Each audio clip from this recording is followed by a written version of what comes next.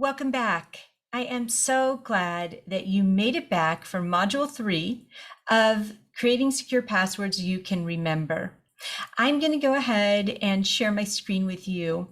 And while I do that, I want to make sure you have something to take down some notes with, because we are going to share and teach the password creation process with you today.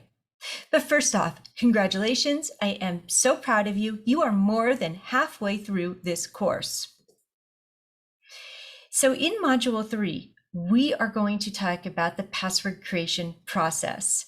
But first, I want to do a little bit of a review with Module 1, where we talked about the importance of having a plan in place and preparing.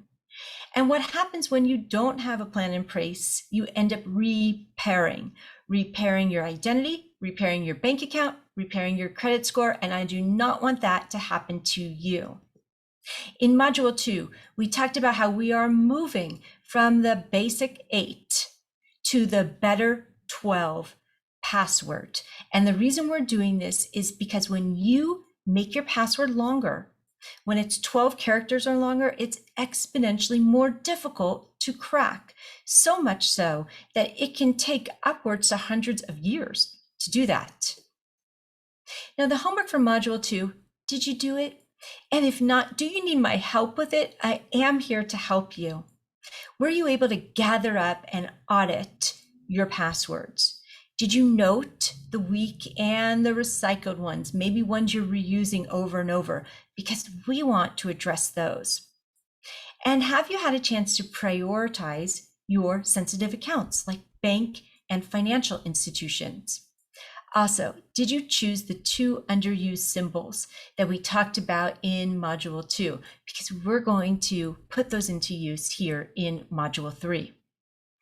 Now, let's first talk about what the components are of a good password. We need to know this.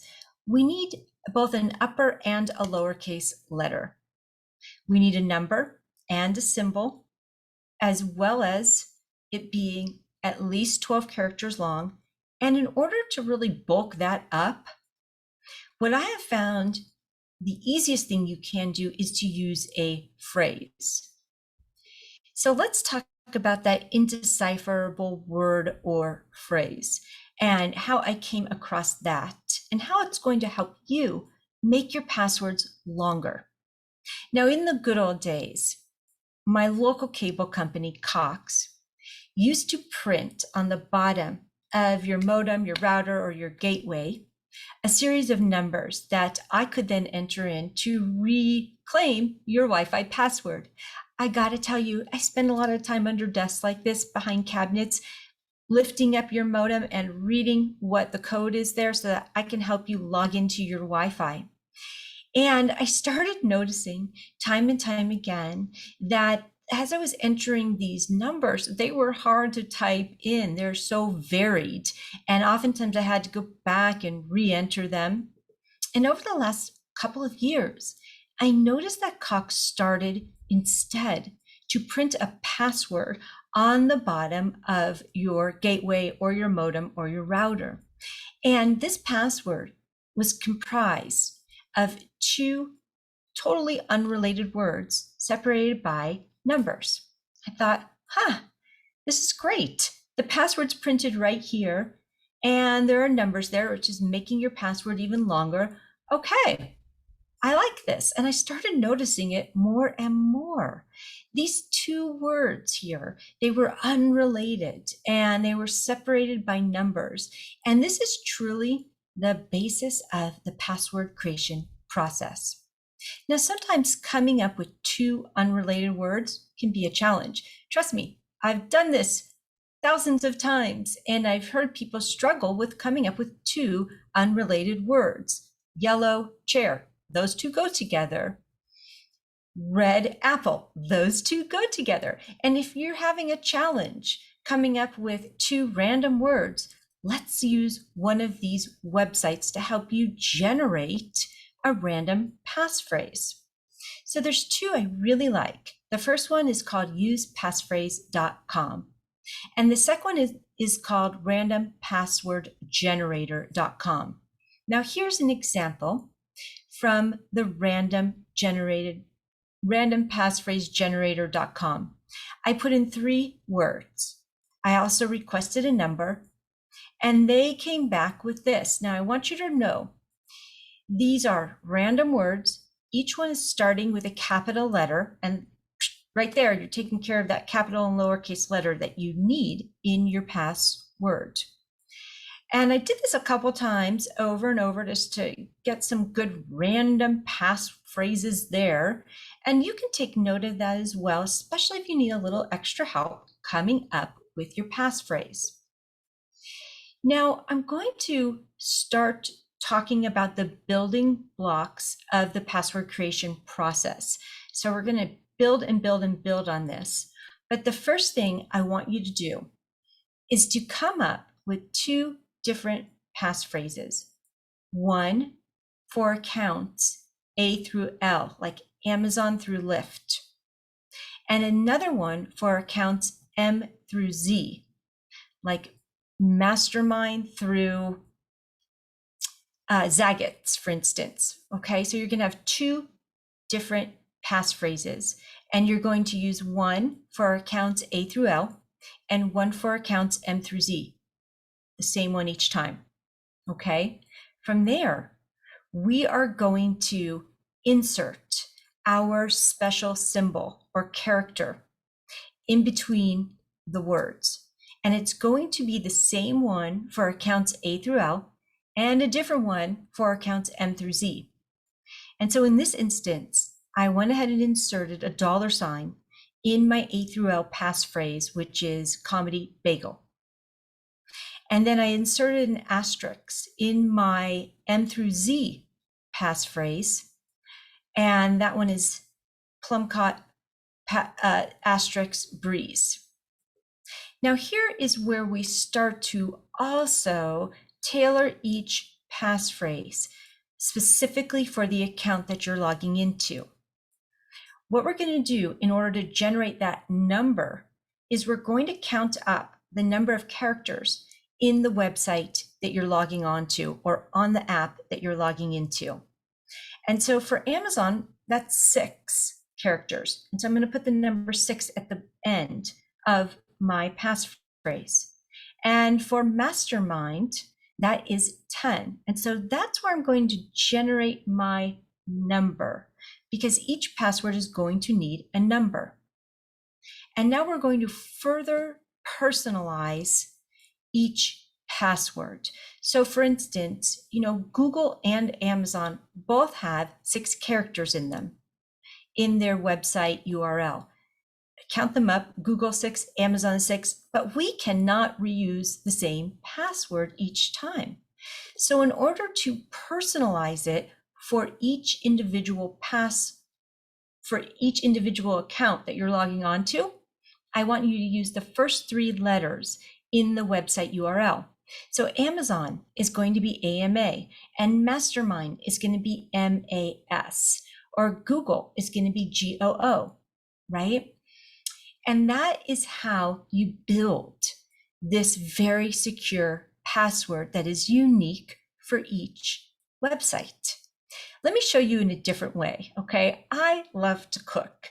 I love to bake especially, and I know from my years of baking that if I don't follow the recipe to the T, it just won't come out as well as it could. It's not as chewy, it's not as crispy, it's not as moist. I have followed this and I have tested this over and over, and I love to bake, especially banana bread. And I've tried many different recipes, and I've found that when I follow the recipe to the T, it comes out beautifully. But when I try to improvise, I mess it up, right?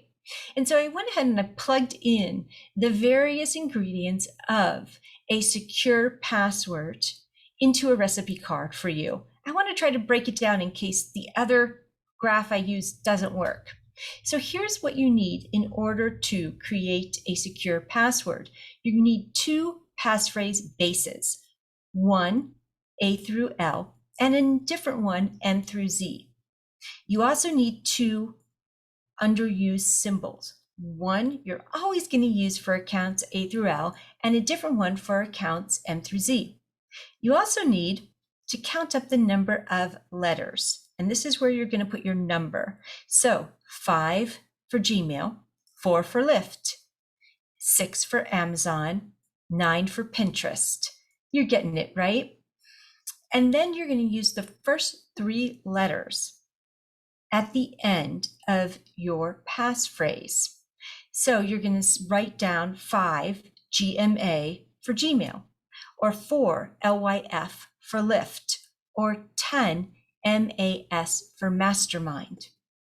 And here I went ahead and I plugged it in. I wanted to show you many examples all at once so that you can really see the variation of how to create a secure and unique password for each of your websites, and how you can also remember this, right?